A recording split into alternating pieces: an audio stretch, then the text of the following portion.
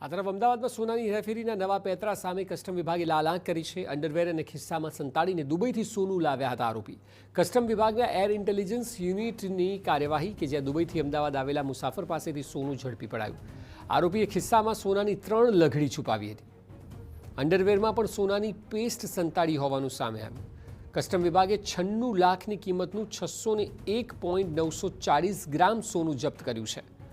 દુબઈથી સોનાની હેરાફેરી અંગે કસ્ટમ વિભાગને મોટી સફળતા મળી છે। જ્યારે દુબઈથી અમદાવાદ આવેલા મુસાફરની તપાસ કરવામાં આવી ત્યારે આ ભેજાબાજનો પેંતરો જોઈને કસ્ટમ વિભાગ પણ ચોંકી ઉઠ્યું।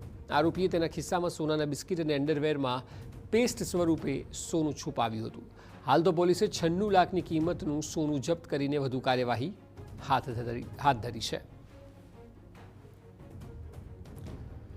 વધુ માહિતી આપી રહ્યા છે સંવાદદાતા સચિન પાટીલ। સચિન, લોકો અવનવા પેંતરા અજમાવતા હોય છે સોનાની દાણચોરીને લઈને, ત્યારે આપ જણાવો કે આ મામલો આખરે કઈ રીતે સામે આવ્યો અને હવે શું કાર્યવાહી થઈ રહી છે?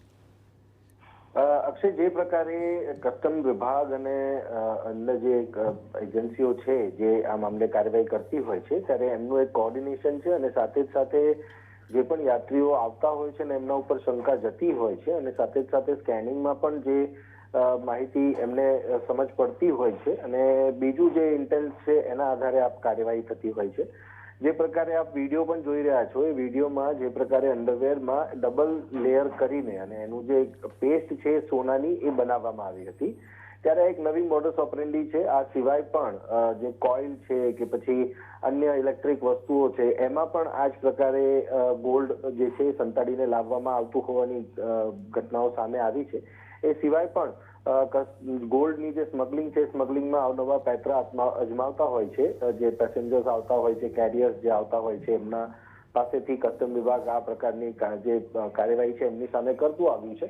આ નવી એક બીજી મોડસ ઓપરેન્ડી સામે આવી છે। જો કે કસ્ટમનું જે ડિપાર્ટમેન્ટના જે ઇનપુટ્સ હતા, ઇનપુટ્સના આધારે એમણે આ કાર્યવાહી કરી છે અને લગભગ 96 લાખનું જે આ સોનું છે એ સોનું જપ્ત કરવામાં આવ્યું છે અને જે યાત્રીઓ છે એમની સામે કાર્યવાહી પણ કરવામાં આવી છે, કારણ કે સોનાની લગડીઓ પણ મળી આવી છે।